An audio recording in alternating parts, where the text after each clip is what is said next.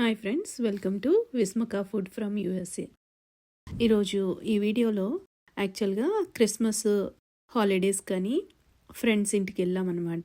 అది మేము ఉండేటువంటి న్యూ జెర్సీ నుండి జార్జియా స్టేట్కి 13.5 అవర్స్ అనమాట జర్నీ. అయితే ఈ జర్నీలో మేము ఫస్ట్ డే 5.5 అవర్స్ ట్రావెల్ చేస్తామన్నమాట. ఆ టైంలోని ఈవినింగ్ కొద్దిగా స్నాక్ అని ఈ పాప్ ఐస్లో తీసుకున్నాము. ట్రావెలింగ్ అనేది సరదాగానే ఉంటుంది కానీ ప్యాకింగ్ అనేది కొంచెం కష్టంగా అనిపిస్తుంది అనమాట. అయితే ఇప్పుడు ఇక్కడ చూపిస్తున్నట్టు మేము ఈవినింగ్ 3 అలా బయలుదేరాము. ఆల్మోస్ట్ 5 అలా అయ్యేటప్పటికే ఇలా డార్క్ అయిపోయిందనమాట. అలా ట్రావెల్ చేసుకుంటూ ముందుగా మేమైతే హోటల్ ఏమీ బుక్ చేసుకోలేదు. ఎందుకంటే వెదర్ అది ఎలా ఉంటుందో తెలియదు, ఎక్కడ ప్లేస్ అది బాగుంటుందో లేదో తెలియదు కదా. అందుకని అలా జర్నీ చేసుకుంటూ ఒప్పుకున్నంతసేపు జర్నీ చేసి ఎక్కడైతే వీలుగా ఉందో అక్కడ ఆగుదామనేసి చూసుకుందామనేసి ఇంకా బుక్ చేసుకోలేదనమాట. మధ్యలో ఇది గ్యాస్ స్టేషను 2 times కొట్టించాల్సి వచ్చిందనమాట. అయితే గ్యాస్ స్టేషన్ కూడా ఆల్మోస్ట్ 9కి అలాగా ఇంటి దగ్గర బయలుదేరినప్పుడు ఒకసారి ఫ్యూల్ ఫుల్ ట్యాంక్ చేయించుకుంటే మళ్ళీ ఒకసారి మధ్యలో హాఫ్ అయ్యేటప్పటికి మళ్ళీ ఇంకొకసారి ఫిల్ చేయించామన్నమాట. అయితే గ్యాస్ స్టేషన్లో కూడా ఎవ్వరూ లేరు, చాలా తక్కువ మంది ఉన్నారనమాట. ఆల్మోస్ట్ 9 అయిపోయింది అప్పటికే. ఫ్యూయల్ ఫిల్ చేసుకుని 9 అయిపోయింది కదా అనేసి ఇంకా దగ్గరలో ఆగుదామనేసి హోటల్ బుక్ చేసుకున్నాము. ఇక్కడే గ్యాస్ స్టేషన్లో కార్ పార్క్ చేసుకుని. అప్పుడు మేము ఉన్న స్టేట్ ఏంటంటే వర్జీనియా అనమాట. మధ్యలో మేము పెన్సిల్వేనియా అలాగే మేరీల్యాండ్, ఆ తర్వాత వర్జీనియాకు వచ్చేసామన్నమాట. ఇంకా సౌత్ కేరళనా నార్త్ కేరళనా దాటుకుని అప్పుడు జార్జియా అనేది వస్తుంది అనమాట. ఇన్ని స్టేట్లు దాటితే మేము వెళ్ళాల్సిన జార్జియా స్టేట్ అనేది వస్తుంది అనమాట. ఆల్రెడీ నేను పరాటాలు అనేవి డిన్నర్ కోసమని ప్యాక్ చేసి పెట్టుకున్నాను అనమాట. మధ్యలో స్నాక్ తిన్న గురించి పిల్లలు బాగానే కామ్గా కూర్చున్నారు.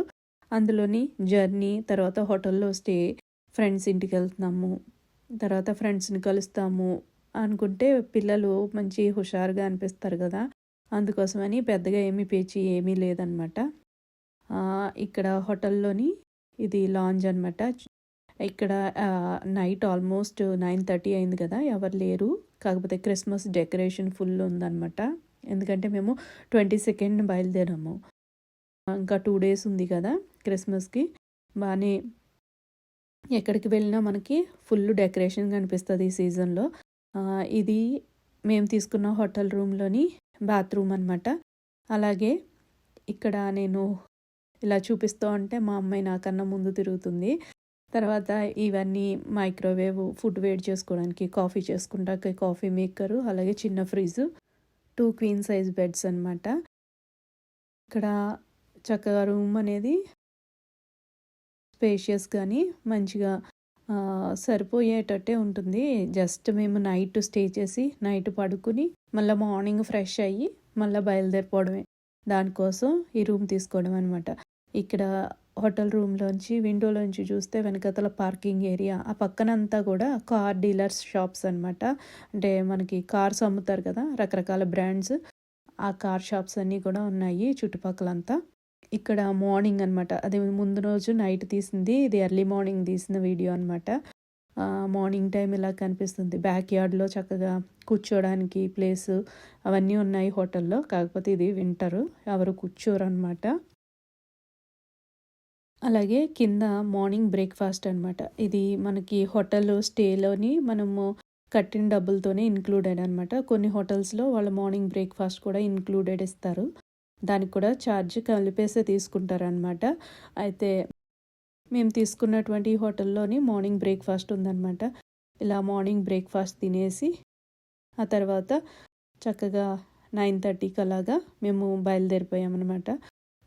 ఫుల్ తెచ్చుకున్న మళ్ళా నైట్ మళ్ళా మొత్తం కారులో పెట్టిన లగేజ్ అంతా పైకి మోసుకెళ్ళి మళ్ళీ మార్నింగ్ మళ్ళీ ఫిల్ చేసుకున్నాం అనమాట. ఎందుకంటే కార్లో వదిలేయచ్చు కదా అనుకోవచ్చు, కాకపోతే మైనస్ టెంపరేచర్లు వెళ్తాయి కదా, అందుకోసం అనేసి మొత్తం లగేజ్ అంతా పట్టుకుని వెళ్ళి మళ్ళీ కిందకి తీసుకొచ్చామన్నమాట.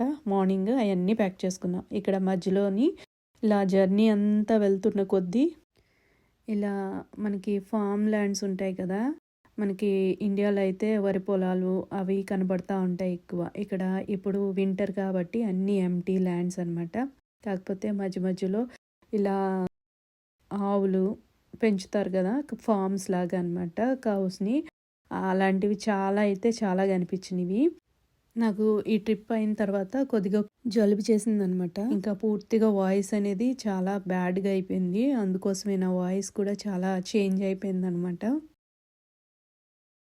ఇప్పుడు ఇక్కడ చూపిస్తున్నట్టు ఇలా మేము నార్త్ కేరళన అలాగే సౌత్ కేరళన ఈ 2 స్టేట్లని దాటుతున్నాం అనమాట మార్నింగ్ టైంలోని.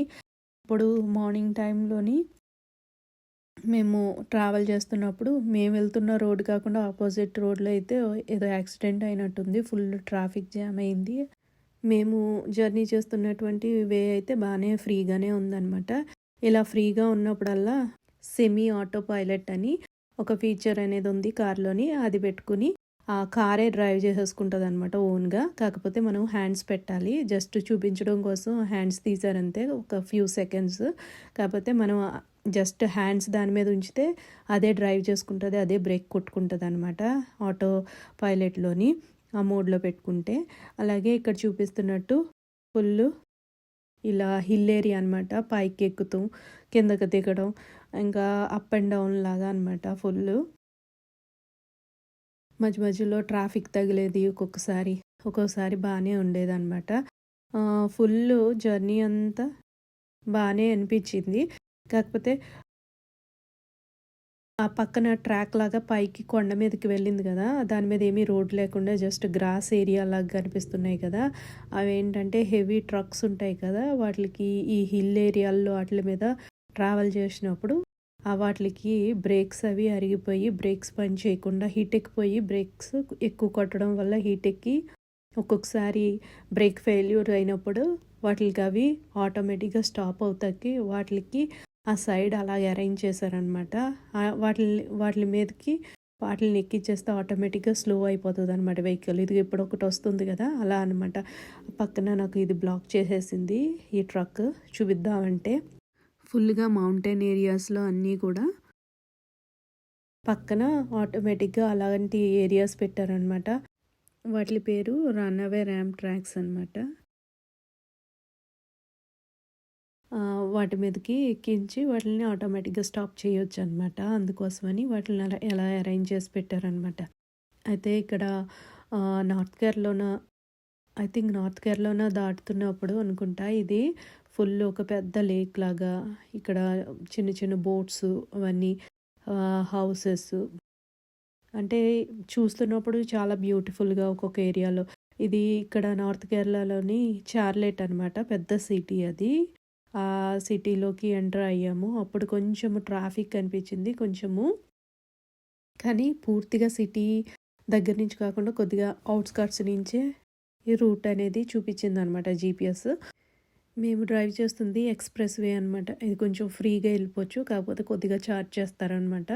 మన కార్ డేటాని బట్టి మనకి బిల్ అనేది వచ్చేస్తుంది, ఎంత పే చేయాలో. అలాగే ఇక్కడ చార్లెట్లోని ఎయిర్పోర్ట్ ఉంది. అందుకోసమని మేము ఈ స్ట్రెచ్లో ట్రావెల్ చేస్తున్నంతసేపు ఏరోప్లేన్స్ వెళ్తూనే ఉన్నాయన్నమాట. ఎయిర్పోర్ట్లోని ల్యాండ్ అవుతాకి ఇది మేము వెళ్ళే రూట్లోని బాగా కనిపించినాయి ఏరోప్లేన్స్. అక్కడ బాగా మేము ఎగ్జిట్ తీసుకోవడానికి ఫుల్ ట్రాఫిక్ అయిందనమాట.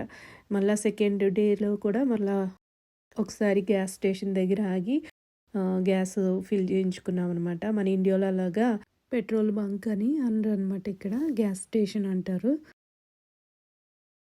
మేము ఆఫ్టర్నూన్ లంచ్ కానీ టాకో బెల్లో తీసుకున్నాం అనమాట ఫుడ్. టాకోస్ తీసుకుని తినేసాము. ఆ తర్వాత మళ్ళీ జర్నీ స్టార్ట్ చేసి ఆల్మోస్ట్ ఈవినింగ్ అయిపోయింది. ఆల్మోస్ట్ ఈవినింగ్ అంటే 5:30కి రీచ్ అయ్యామన్నమాట జార్జియా.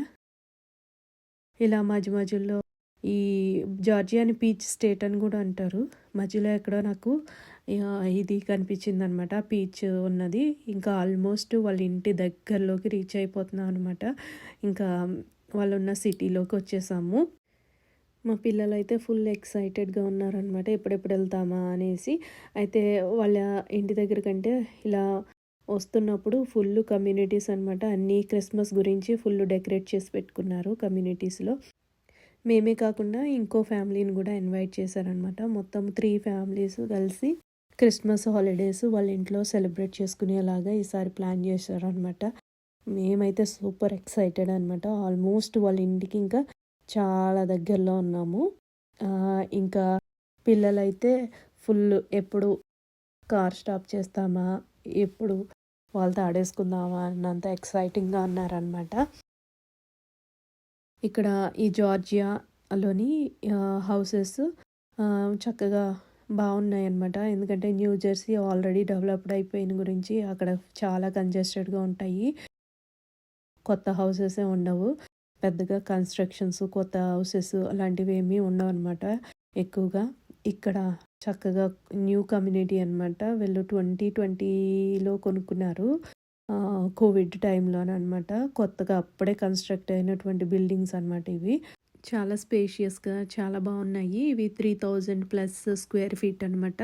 మా ఫ్రెండ్ని అడిగి తన హౌస్ని కూడా నేను వీడియో చేశానమాట. అది నెక్స్ట్ వీడియోలో నేను పోస్ట్ చేస్తాను. అయితే ఇక్కడ చూపిస్తున్నట్టు జార్జియా స్టేట్లోని బాగున్నాయి హౌసెస్ అన్నీ. చాలా అంటే చాలా స్పేషియస్గా బాగున్నాయి అన్నమాట. కొత్తగా కన్స్ట్రక్ట్ చేసినటువంటి కమ్యూనిటీస్ అన్నీ కూడా చాలా చాలా బాగున్నాయి. ఇక్కడ ఇప్పుడు మేము స్టాప్ అవుతున్నాం కదా, ఈ హౌసే అనమాట వాళ్ళది. చాలా అంటే చాలా పెద్దగా బాగుందన్నమాట ఇల్లు. ఇక్కడ నేను చూపిస్తున్నది క్రిస్మస్ డే రోజు తను స్నాక్ చేసిందనమాట. ఏంటంటే పఫ్స్ ఉంటాయి కదా, అవన్నమాట. రెడీమేడ్ పేస్ట్రీ షీట్స్ ఉంటాయి. వాటి కోసమని ఆ షీట్లో ఫిల్ చేయడానికి కోసం స్టఫింగ్ రెడీ చేసి పెట్టిందనమాట. ఇక్కడ చూపిస్తున్నట్టు ఆనియన్స్ని ఫ్రై చేసుకుని దానిలోకి కొద్దిగా సాల్ట్ అలాగే పసుపు యాడ్ చేసుకుని, అవి ఆనియన్స్ కొంచెం సాఫ్ట్ అయిన తర్వాత దాంట్లోకి కొద్దిగా చిల్లీ పౌడరు, తిను వాడే chilli powder Kashmir chilli powder అనమాట. భలే ఉంది. వీళ్ళు మంగళూరు అనమాట. వీళ్ళు కర్ణాటక వాళ్ళు. అయితే మంగళూరు ప్లస్ వీళ్ళు ఆల్మోస్ట్ కేరళ బార్డర్లోనమాట. అందుకని వీళ్ళ లాంగ్వేజ్ కూడా తులు అనమాట. తను వాళ్ళ వంటలు అవన్నీ కూడా కొంచెము కర్ణాటక ప్లస్ కేరళ స్టైల్లోని కోకోనట్ అది బాగా వాడుతుందన్నమాట తిను. ఇక్కడ చూపిస్తున్నట్టు ఈ పన్నీర్ కట్ చేసి యాడ్ చేసింది. ఆ తర్వాత దీనిలో ఇక్కడ చూపిస్తున్నట్టుగా మన కెచప్ ఉంటుంది కదా, టమాటో కెచప్, అది కొద్దిగా వేసుకుంది. ఆ తర్వాత హాట్ సాస్ ఉంటుంది కదా, హాట్ చిల్లీ సాస్, అది కొంచెం యాడ్ చేసి దీనిలో కొంచెము కొత్తిమీర సన్నగా కట్ చేసి యాడ్ చేసిందనమాట. ఇది మొత్తం కలిపి ఇప్పుడు ఆల్రెడీ మనకి స్టోర్ బాట్ షీట్స్ దొరుకుతాయి అన్నమాట. వాటిని తీసుకొచ్చి మనము కొద్దిగా ఫ్రీజర్లో పెట్టుకుంటాం కాబట్టి బయటికి తీసి ఒక 40 మినిట్స్ అలా వదిలేస్తే రూమ్ టెంపరేచర్కి వచ్చిన తర్వాత సాఫ్ట్గా అయిపోతాయి. సాఫ్ట్గా అంటే మరీ సాఫ్ట్గా కాదు, అంటే షీట్ ఇలా విడదీసుకుని దాన్ని మనకు కావాల్సిన షేప్లో కట్ చేసుకోవడమే అనమాట. ఇలా తను బైట్ సైజులో చిన్న చిన్న సైజులోని కట్ చేసి ఇలా ఫిల్ చేసి ఫోక్తోని సీల్ చేసిందనమాట. కావలిస్తే కొంచెం వాటర్ కూడా లైట్గా అప్లై చేసి సీల్ చేసుకోవడమే. ఇలా సీల్ చేసిన తర్వాత దాని మీద మనకి ఆ పేస్ట్రీ షీట్స్ మీద ఎంత టైము కుక్ చేయాలన్నది కూడా మనకి మెన్షన్ చేస్తారు. ఆ టెంపరేచర్ని బట్టి ఈ అవెన్లో పెట్టేసుకుని బేక్ చేసుకోవడమే అనమాట. క్రిస్మస్కి ముందు రోజు క్రిస్మస్ ఈవ్ అంటారు కదా, 24th ఆ రోజు అనమాట. ఇవన్నీ బేక్ చేసి పనీర్ పఫ్స్ అనేవి సర్వ్ చేసింది మా ఫ్రెండ్. ఈ వీడియోని ఇక్కడితో ఎండ్ చేస్తున్నాను. పార్ట్ 2 వీడియోలో మళ్ళా కలుద్దాం. ఈ వీడియో కనుక నచ్చితే లైక్, షేర్, సబ్స్క్రైబ్ తప్పకుండా చేసుకోండి. Thank you.